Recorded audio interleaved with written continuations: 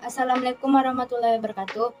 Kami dari kelompok 11 yang bernama Isbatrani Stompul, Fitriana Rahab, Isnan Hasibuan, dan Rehan Panggabean dari kelas D dan Prodi PGSD.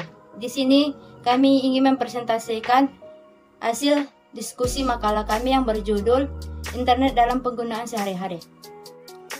Internet berasal dari kata international networking. Pengertian internet adalah perpustakaan yang besar yang di dalamnya terdapat jutaan bahkan miliaran informasi atau data yang di dalamnya terdapat teks, grafik, audio, dan animasi dan lain-lainnya dalam bentuk elektronik.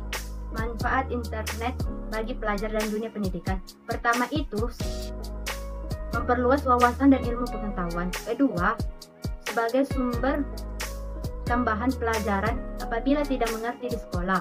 Ketiga itu sebagai sarana komunikasi. Keempat, biar siswa pandai menggunakan komputer. Manfaat internet bagi masyarakat.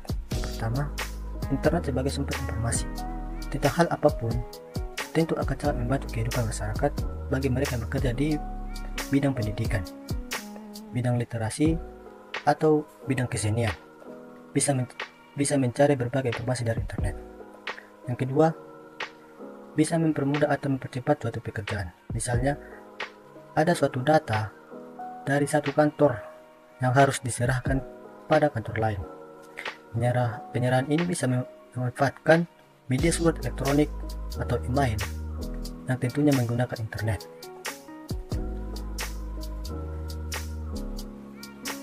Yang ketiga, dalam hal pergaulan, internet juga punya peranan yang sangat besar. Banyaknya forum dan jejaring sosial saat ini yang bisa membantu siapa saja untuk menambah pergaulan.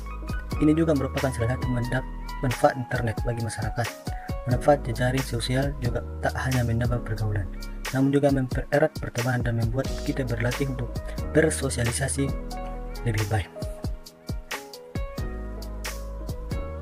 Yang keempat, belakangan ini sering sekali tentang bisnis online. Kita pun bisa menjalankan sebuah bisnis melalui media internet. Contohnya kita ingin berjualan atau berdagang, kita juga bisa jualan atau berdagang di internet. Bisa juga kita berjualan itu di aplikasi YouTube atau di aplikasi yang lain. Yang kelima, kelebihan dari bisnis jenis ini adalah kita tidak perlu repot-repot menyewa lahan atau toko untuk berjualan. Kita hanya harus menyiapkan barang yang akan dijual, mempromosikannya, lalu tinggal menunggu pembeli menghubungi kita. Jadi kita tidak perlu lagi untuk mencari bahan atau lahan untuk tempat kita untuk berjualan. Cukup aja kita mempresentasikan atau mempromosikannya ke media sosial. Yang keenam, media internet adalah salah satu media yang sangat bagus untuk promosi. Saya akan menjelaskan kelebihan dan kekurangan internet dalam kehidupan sehari-hari. Dan pertama, kelebihan internet. Ada 4 macam, yaitu komunikasi, informasi, hiburan, dan layanan. Yang pertama, komunikasi. Sasaran utama dari internet adalah komunikasi, inovasi yang terjadi agar lebih cepat dan dapat diandalkan untuk semua orang. Dapat berkomunikasi dengan praksis. Yang kedua, dengan orang yang duduk di sebagian dunia ini. Komunikasi kita dapat memanfaatkan fasilitas email. Kita dapat chattingan berserta berjam-jam dengan saudara kita. Dengan bantu layanan seperti ini, menjadi sangat mudah untuk mendirikan semacam persahabatan global di mana saja dan dapat berbagai pemikiran Anda. Seperti kita mengetahui, pada zaman dahulu kita tidak dapat mendengar suara bertatap muka, melihat wajahnya, harus melalui surat. Sedangkan kita sudah dapat melihat wajahnya, mendengar suaranya melalui handphone, seperti video call. Komunikasi sangat baik. Kekurangan internet. 1. Pencurian informasi pribadi. Jika Anda menggunakan internet, Anda mungkin akan menghadapi bahaya besar sebagai informasi pribadi Anda, seperti nama, alamat, nomor kartu kredit, dan lain-lain. 2. Spamming. Spamming mengacu pada mengirim email yang tidak diinginkan dalam jumlah besar. Anda harus melakukan upaya untuk mencoba dan menghentikan kegiatan sehingga menggunakan internet dapat menjadi yang lebih aman. 3. Ancaman virus.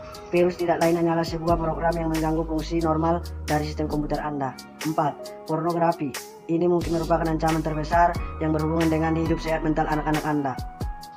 Ada ribuan situs porno di internet yang dapat dengan mudah ditemukan dan dapat menjadi faktor yang merugikan untuk membiarkan anak-anak menggunakan internet. Adapun kesimpulan dari makalah kami, sejalan dengan kemajuan teknologi, jaringan dan perkembangan memungkinkan penerapan teknologi ini di berbagai bidang termasuk di bidang pendidikan.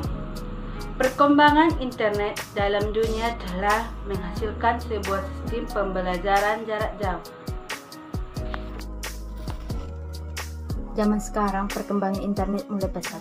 Oleh karena itu, kita harus menggunakan internet harus berhati-hati. Karena sangat banyak informasi yang tidak layak dikonsumsi beredar di internet. Sebaiknya menggunakan internet seperlunya aja, bila perlu dengan pengawasan orang tua. Sekian dan terima kasih hasil presentasi kami hari ini. Apabila ada kesalahan, kami mohon maaf.